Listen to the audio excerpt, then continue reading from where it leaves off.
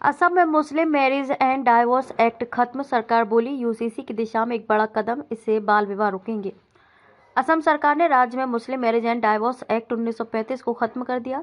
ये निर्णय शुक्रवार देर रात मुख्यमंत्री हिमंत बिस्वा शर्मा की अध्यक्षता में राज्य कैबिनेट की बैठक में लिया गया। अब राज्य में सभी शादियां स्पेशल मैरिज एक्ट के तहत की जाएंगी। राज्य मंत्री जयंत मल्ल बारुआ ने इसे यूनिफॉर्म सिविल कोड की दिशा में एक बड़ा स्टेप बताया। उन्होंने कहा कि इससे राज्य में हो रहे बाल विवाह भी रुकेंगे। राज्य मंत्री मल्ला बरुआ ने कहा कि मुख्यमंत्री ने हम समान नागरिक संहिता की ओर बढ़ रहे हैं।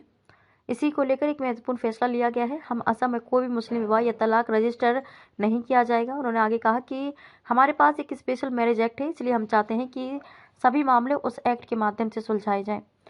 अब मुस्लिम विवाह और तलाक का रजिस्ट्रेशन डिस्ट्रिक्ट कमिश्नर और डिस्ट्रिक्ट रजिस्ट्रार द्वारा किया जाएगा, जो इस डाइवोर्स रजिस्ट्रेशन एक्ट के तहत काम कर रहे थे। उन्हें हटा दिया जाएगा और इसके बदले उन सभी को एकमुश्त 2-2 लाख रुपए का मुआवजा दिया जाएगा। AIUDF नेता ने जताई आपत्ति।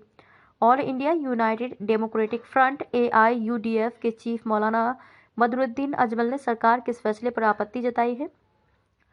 उन्होंने कहा कि बहुविवाह केवल मुसलमानों में नहीं है, बल्कि अन्य समुदाय में भी है। केवल मुसलमानों को टारगेट करना सही नहीं है।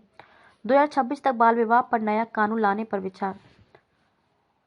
फरवरी 2023 में मुख्यमंत्री शर्मा ने कहा था कि हमारा रुख स्पष्ट है, असम में बाल विवाह रुकनी चाहिए। बाल विवाह के खिलाफ हम नया कानून लाने के बारे में चर्चा कर रहे हैं।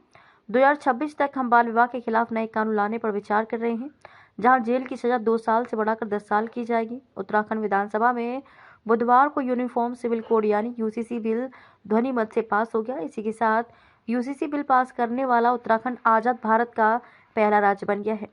सीएम पुष्कर सिंह धामी ने 6 फरवरी को विधानसभा में ये बिल पेश किया था। बिल पास होने के बाद अब इसे राज्यपाल के पास भेजा जाएगा।